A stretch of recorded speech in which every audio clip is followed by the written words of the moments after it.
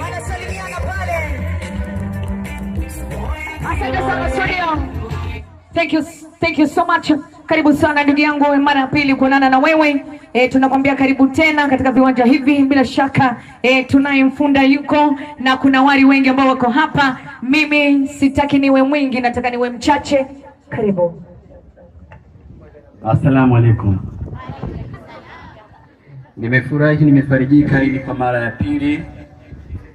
Nina imani masomo yangu yanafanya vizuri mitandaoni na wengi wanajifunza. Sasa bila kupoteza muda, leo nitazungumza na bwana harusi. Sauti iko chini, labda DJ anaongezee.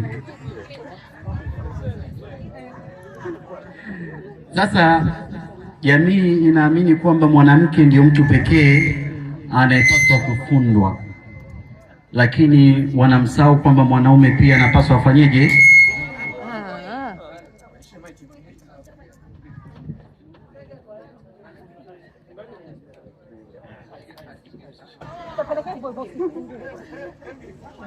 Nifunguke? Nimepata kibali nifunguke.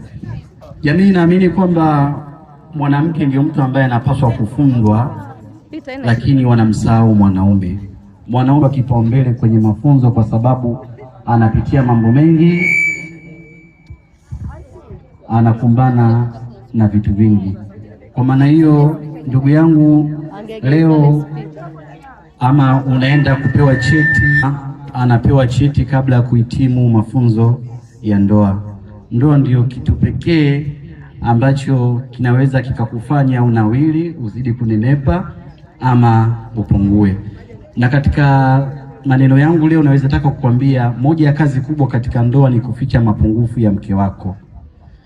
Mapungufu ya mke wako yanaweza kuwa makubwa ama madogo, lakini hupaswi kumtangazia mapungufu yako. Labda nikuulize swali, kama mkeo ana shimo dogo, ukiwaambia marafiki zako itakuwa kubwa?